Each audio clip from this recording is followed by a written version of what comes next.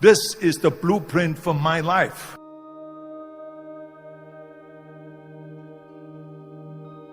I couldn't see myself becoming a farmer or a worker in a factory or anything like that.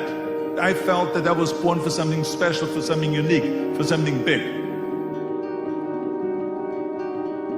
You have to be brave. You have to be tough. You have to have the discipline to follow through. Way back when I started training, I visualized what my body should look like to be the best in the world. I was born with an incredible willpower and an enormous positive attitude all my life. I mean, whatever I wanted, I knew I wanted for a reason, because whatever I started, I could see as a finished product. There was never one negative impulse in my last 15 years. Can you imagine you have to doubt that you maybe don't make it? Maybe I will never be a Mr. Universe. That destroys the whole thing. You got to have faith in your vision. Here's the one the judges find most pleasing. Arnold Schwarzenegger of Santa Monica, California. Born 29 years ago in the Austrian Alps, son of a local police chief. He spent his boyhood at skiing, boxing, weightlifting, soccer. A lifetime athlete. His body has put him on the way to becoming a millionaire. My parents wanted me to have a normal life. Schwarzenegger's vision paid off in titles. 5 times Mr. Universe, 6 times Mr. Olympia. You see, if you don't have a vision of where you go, and if you don't have a goal where you go, you drift around and you never end up anywhere. It's like you can have the best ship in the world, you can have the best airplane in the world. If the pilot or the captain doesn't know where to go, he would just drift around. He will not end up anywhere, or most likely in the wrong place. And then, when I had this vision in front of me all the time, I then could go after that. I mean, you have to have the kind of a mind as a sculptor has, because a sculptor has to do the same thing. He has to look at his art and say, well, it's still not in proportion. I have to take a little bit away here, or I have to put more on here to make it get into proportion. And the same a bodybuilder has to do with his body. You have to have tunnel vision. And you got to have blinders on and not to see anything that is on the left and the right side, and just really focus, keep your eye on the ball. You have to focus on the thing that you really want to be the best at. And that's what I did, because you cannot be good in everything, and you cannot do everything and at the same time be a champion in one thing. There is no such thing. So I decided I wanted to be a champion. I decided that I wanted to go all out. Michael Jordan said in one of his interviews, when they said, "You are unbelievable, you're the greatest basketball player of all times. I mean, tell me about that." And he says, "Well, you're just mentioning the successes." But he says, "For me to become the greatest basketball player, I missed 9,000 shots when I was playing basketball at the NBA games." So during these games that he was so successful, he missed 9,000 shots. Does it make him a failure? No. He's one of the greatest basketball players of all times, but he failed 9,000 times. Do you get it? We all fail. We all have losses. This is okay, and this is why I say don't be worried about losing, because when you're afraid of losing, then you get frozen. It's okay to fail. Let's just go all out and give it everything that you got. That's what it is all about. So don't be afraid to fail. It is very important that you don't listen to the naysayers, because in every step of the way, when you make decisions like, I want to be a bodybuilding champion of the world, people say this is impossible, this is an American sport, it's never going to happen.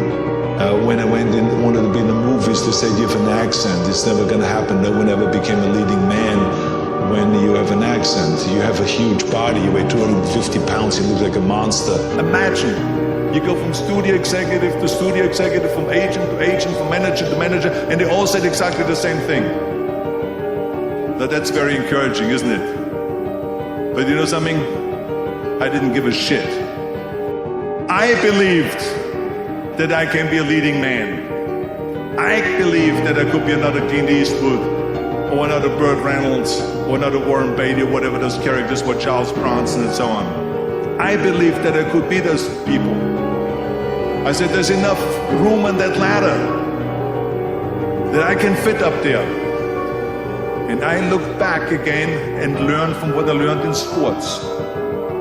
In my case, in bodybuilding. It's all about the hard work that you put in. I said to myself, in bodybuilding, I worked out 5-6 hours a day. I'm going to do the same thing now for acting. And of course, I went to college to study English, acting classes, and all of this stuff, all day long. I worked and I worked and I worked. Even in politics, when we ran for governor, they said, are you crazy? You're an actor. You're a businessman. I mean, you're not a politician. You should start to be a mayor first and maybe a assemblyman or senator, but not to be around for governor. So I never listened to the naysayers because I believed what Nelson Mandela said, that everything is always impossible until someone does it. Work your ass off. There is no magic pill. There is no magic out there. You cannot get around. You have to work and work and work. I can tell you. In order to be complete, and that's when you really have a 100% chance at being successful. When you have a complete situation, that means that you have developed your body, meaning your health, your strength, your energy, and all of that makes you much more positive, right? Because that's when you wake up, when you feel strong and you feel fit and you ride the bicycle in the morning, you know, the whole world looks much more bright. So the training of the body, extremely important. The training of the mind, extremely important. That's why I say to people, I say you got to educate yourself, you got to read something every day, you got to learn a new language, you got to just always improve and look at what can you do to improve your business or your life in general. So to develop the mind, and then to develop the spiritual side and the soul, extremely important also. So if we put those three things together, we have total completion. And it's very important to understand that we function better if there is no safety net, because plan B becomes a safety net. It says that if I fail, then I fall and I get picked up and I have something else there that will protect me. And that's not good, because people perform better when there's no safety net. People perform better in sports and everything else if you don't have a plan B. I've never ever had a plan B. I say I made a full commitment that I'm gonna go and be a bodybuilding champion. I made a full commitment that I'm gonna be in America. I made a full commitment that I'm going to get in the show business and I'm going to be a leading man. No matter what it takes, I will do the work. I will do the work over and over and over until I get it. And the same was in politics and everything like that. So to me, it is very dangerous to have a plan B, because you're cutting yourself off from the chance of really succeeding. And the reason, one of the main reasons why people want to have a plan B is because they are worried about failing. What is if I fail, then I don't have anything else?